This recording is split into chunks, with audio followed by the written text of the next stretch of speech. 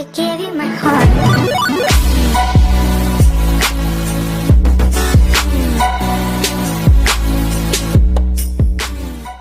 Welcome guys, how are you all.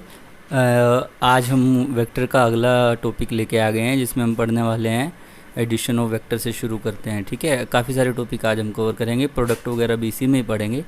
तो पहला topic है आपकी स्क्रीन पे addition of two vectors, right.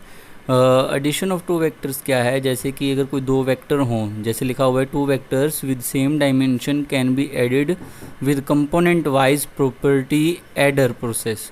ये क्या है, एक प्रोसेस है जिसके थ्रू हम कंपोनेंट वाइज ऐड करेंगे। जैसे मान लिया एग्जांपल के लिए जो r1 वेक्टर है आपका वो इक्वल्स टू है, कंपोनेंट फॉर्म है ना, यहाँ पे i j k के कंपोनेंट है। तो यहाँ पे जो r1 वेक्टर दिया हुआ वो दिया हुआ है 2i कैप प्लस में 3j कैप प्लस में 4k कैप, एंड r2 दिया हुआ है 3i प्लस 4j प्लस में 5k कैप। अगर हम ऐड करें r1 प्लस r2, तो पहले मैंने यहाँ पे r1 की वैल्यू लिख ली, that is 2i plus 3j plus 4k cap, plus में मैंने लिखा 3i plus 4j plus 5k cap, right.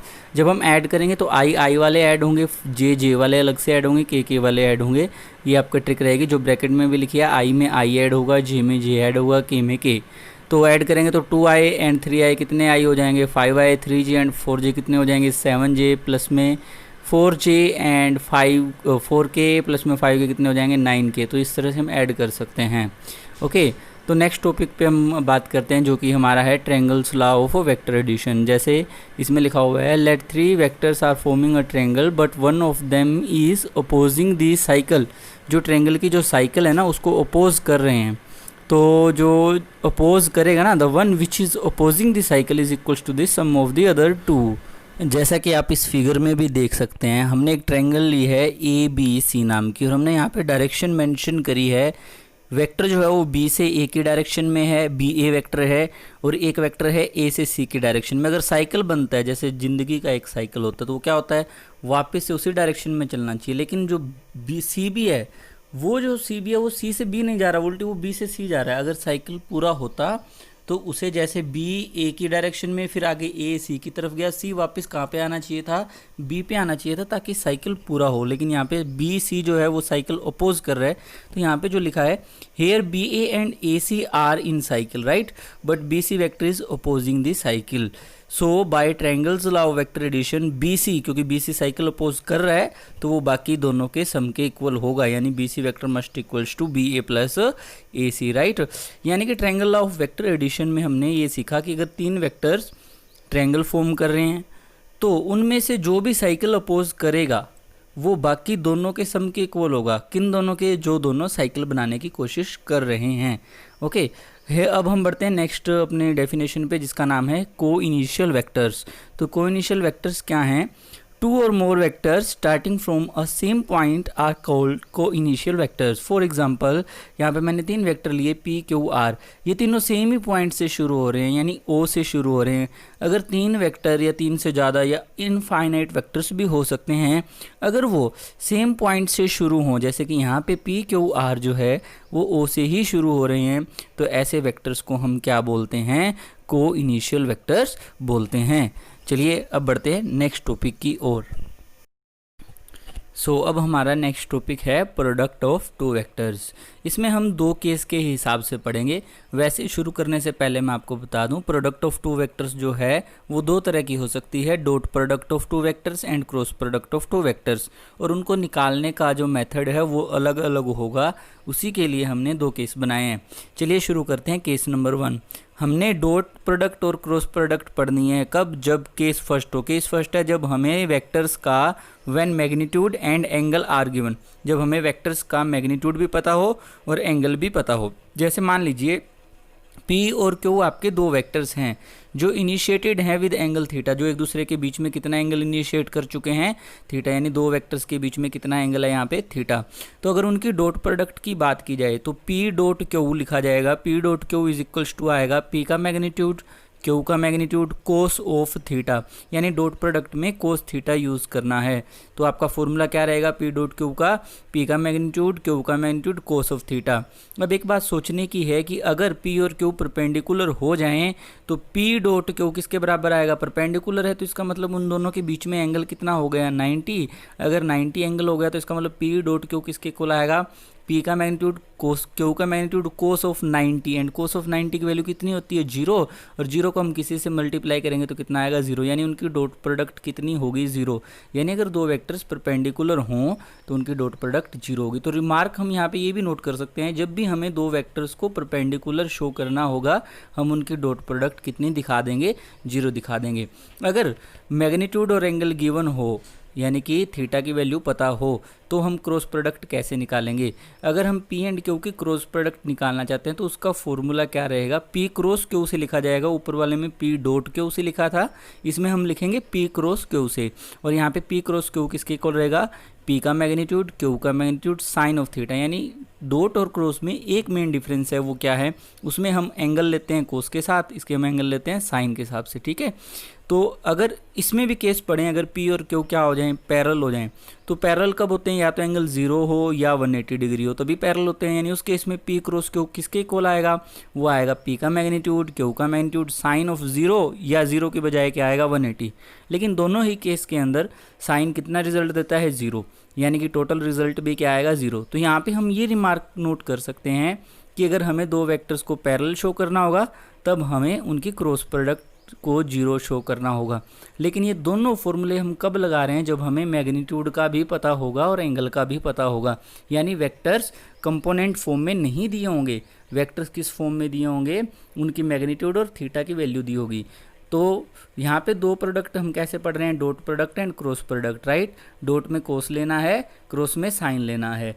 अगर डॉट प्रोडक्ट 0 है तो समझ लो परपेंडिकुलर है, अगर क्रॉस प्रोडक्ट 0 है तो समझ लीजिए कैसे है, पैरेलल। ये फॉर्मूले कब लगाने हैं, ये तभी लगाने हैं जब हमें मैग्नीट्यूड का पता हो और एंगल का पता हो, राइट। अब हम पढ़ते हैं इसका केस नंबर 2, जिसमें आपको वेक्टर्स मिलेंगे कंपोनेंट फॉर्म में। तो अभी हम नेक्स्ट केस पढ़ रहे हैं जिसमें मैग्नीट्यूड और एंगल नहीं गिवन होगा, हमें डायरेक्ट वेक्टर्स लिखे हुए मिलेंगे जो कि कंपोनेंट फॉर्म में होंगे। तब हम उनकी डॉट प्रोडक्ट या क्रॉस प्रोडक्ट कैसे कैलकुलेट करेंगे, ओके। तो मान लेते हैं कि यहाँ पे हमारे पास में दो वेक्टर हैं। पहला है R1 वेक्टर जिसकी वैल्यू आपको दे रखी है A1 i cap plus B1 j cap plus में C1 k कैप। ये स्पेसियस वेक्टर लिया है, यानी कि 3 डायमेंशनल वेक्टर है। और दूसरा मैंने लिया है R2 वेक्टर जिसकी वैल्यू आपा ने लिख दी है A2 i कैप प्लस में B2 j कैप प्लस में C2 k कैप।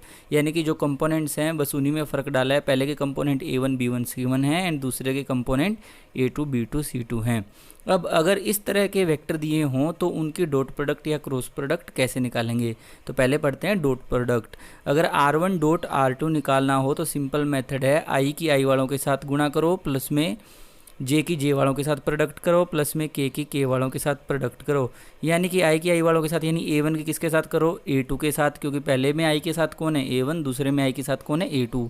तो A1 की A2 के साथ, फिर प्लस जे की जे वालों के साथ, यानी कि B1 के किसके साथ B2 के साथ, प्लस में C1 के किसके साथ C2 के साथ। तो ये रहेगा डॉट प्रोडक्ट का फॉर्मूला। और क्योंकि डॉट प्रोडक्ट करने के बाद आप देख सकते हैं यहाँ पे जो रिज़ल्ट आया है वो आया A1 A2 plus B1 B2 plus C1 C2, यानी कि I J के रिज़ल्ट में नहीं लिखे जा रहे हैं, यानी कि रिज़ल्ट इसका वेक्टर नहीं बचता। यानी कैसा बचता है, एक कांस्टेंट क्वांटिटी यानी स्केलर बचता है। तो डॉट प्रोडक्ट का दूसरा नाम स्केलर प्रोडक्ट भी देखने को मिल सकता है। अब अगर कंपोनेंट फॉर्म दी हो तो और हमें क्रॉस प्रोडक्ट निकालनी हो तो हम कैसे निकालेंगे। यानी कि R1 इसी तरह के ले लेते हैं, A1 i cap plus B1 j cap plus C1 k cap and R2 still A2 i cap plus B2 j cap plus C2 k cap. But now we have to calculate R1 cross R2 vector, okay. तो उस case के लिए हमें determinate solve करना पड़ेगा, या इसको बोलते हैं बार सोल्व करने पड़ेंगे। इसकी प्रोसेस भी समझा देता हूँ। तो आप बार लगाएंगे, बार के अंदर पहले आप डायरेक्शन कंपोनेंट लिखेंगे। डायरेक्शन कंपोनेंट कौन होते हैं, I cap J cap and K cap. फिर आप लिखेंगे पहले वेक्टर के कोफिशिएंट, जिसे आप पहले लिख रहे हो। जैसे R1 क्रॉस R2 कर रहा हूँ तो पहले R1 है, तो R1 के कोफिशिएंट, R1 के कंपोनेंट कौन कौन हैं, A1 है, B1 है, C1 है। फिर नीचे लिखेंगे R2 के कंपोनेंट जो कि कौन कौन है, A2 B2 एंड C2। फिर आप इसको सोल्व कैसे करेंगे, ओके। सबसे पहले आप बिल्कुल फर्स्ट रो, जो पहली बिल्कुल लाइन है उसे कवर करेंगे, और पहले कॉलम को, फर्स्ट रो को और फर्स्ट कॉलम को कवर करेंगे। और केज मेंबर फंस जाएगा I कैप। केज मेंबर यहाँ पे आप ऐसे समझ सकते हो, आई को पकड़ना है। सबसे पहले हमने डायरेक्शन कंपोनेंट आई को पकड़ना है। आई किस किस लाइन में पड़ता है, आई पहली ऊपर वाली लाइन में और नीचे वाली लाइन में, यानी पहली रो और पहली कॉलम में पड़ता है। उसको कवर कर लें और उसके ब्रैकेट में सॉल्यूशन लिखें। देखो आई वाली दोनों लाइनों को कवर कर लो। एक तो आई हॉरिजॉन्टल लाइन में पड़ रहा है और एक आई किस में पड़ रहा है, वर्टिकल लाइन में। आई को कवर कर लिया। आई जिन जिन लाइनों में पड़ता है उसे आप कवर कर लें। कर लिया। उसके बाद में हमें क्या करना है, बचे हुए जो एलिमेंट्स होंगे, जो रो और कॉलम कवर करने के बाद जो एलिमेंट्स होंगे उनका सॉल्यूशन लिखना है। कैसे लिखेंगे, राइट टू लेफ्ट प्रोडक्ट पहले करनी है।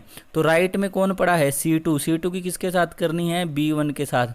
नीचे से ऊपर जाना है तो C2 B1, या ये लिख सकते हैं B1 की C2 के साथ माइनस में B2 की किसके साथ, C1 के साथ। ठीक है, ये पहला सॉल्यूशन। फिर हम करेंगे J के ऊपर। हमने शुरुआत करनी है प्लस से, फिर आएगा माइनस, तो माइनस J, माइनस इनबिल्ट ही है, फॉर्मूले में है। फिर माइनस J आएगा और फिर ब्रैकेट में फिर J जिन जिन लाइनों में पड़ता है उन्हें कवर कर लो। फिर उसी तरह से आप सॉल्यूशन लिखेंगे। इस बार किसकी होगी, A1 की C2 के साथ होगी, माइनस में A2 की C1 के साथ।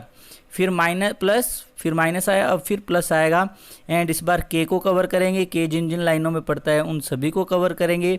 एंड फिर बचे हुए का फिर से सॉल्यूशन लिखेंगे, जो कि आपका क्या होगा, B2 A1, यानी कि A1 B2 माइनस में B1 A2।